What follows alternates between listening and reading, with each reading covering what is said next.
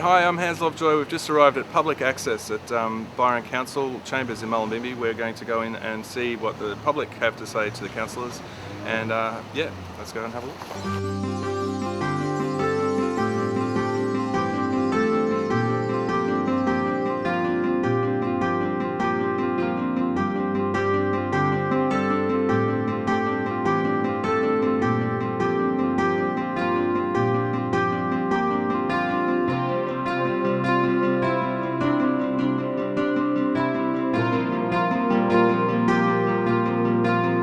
Okay, there's been various community groups asking for money and thanking Council for their support as well.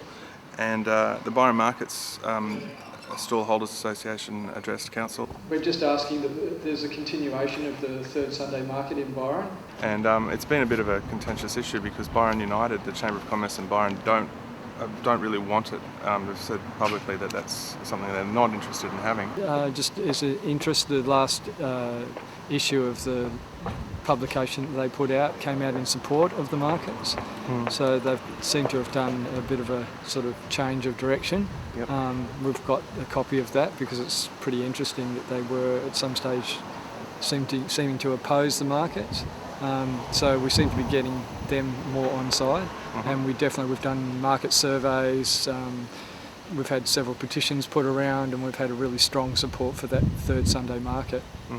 We feel it really brings in a lot of really good energy into Byron, and I think a lot of the local businesses are actually starting to see that the markets is a really positive aspect of Byron. They do compete though. I mean, you've got some businesses that say sort of would be selling the same products, but because they can do it cheaper at the markets because there's no bricks and mortar costs. Now that's been one of the things that Byron United have raised. Just out of interest, would there be a sort of a scenario, for example, where you could have the markets in town, not at the park, because you could be integrating, like shutting down Johnston Street, for example? Is that something that you'd even think?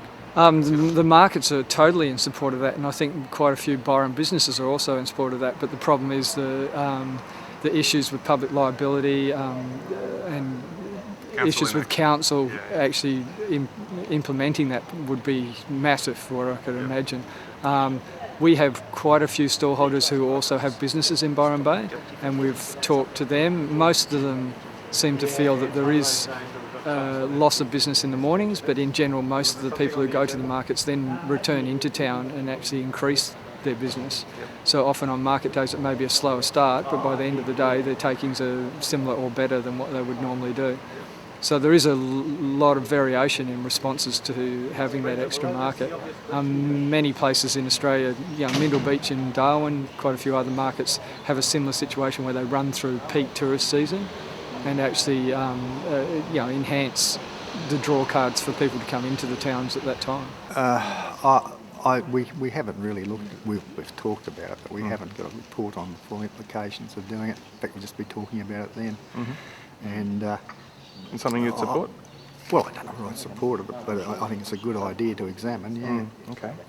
We had Island Quarry, which is right next to the new development at the new sports field complex as you're going in on Ewingsdale Road.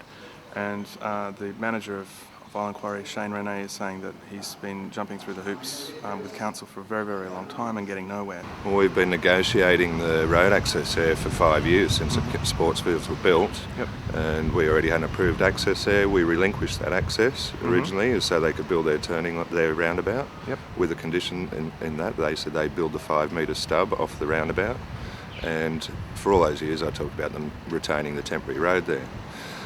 Over the last year we've negotiated, had meetings on site back in February and came to an agreement that they would put in the 5 metre stub, they would leave the temporary road and we would get a contractor and join those 2 segments up.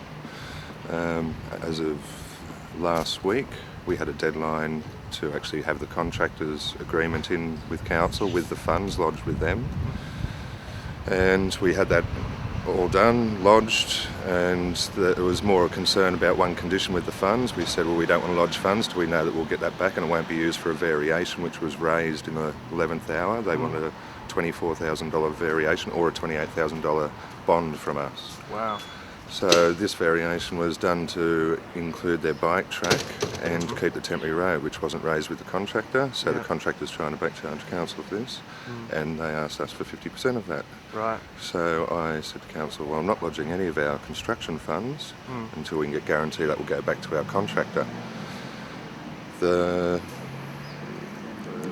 One of the staff was going to send a letter to us on the Friday afternoon last week to say, yes, you lodge those funds and will be guaranteed returned. Instead, they lodged a letter and said that all agreements with the Island Quarry in the past now have been withdrawn because we went over the time. This after we had an on-site agreement meeting back in February, and it took them till the end of May to return that response. We're going to get briefed hopefully at lunchtime to get a bit of a feeling on where it's coming from. I understand that some of the staff have been dealing with someone else other than Shane, and so it's a matter of who they're dealing with, and you know, you're talking to one person and then someone else wants information and they're getting mixed messages about who they're supposed to be dealing with. So I don't know the history. Sure. We have council in action.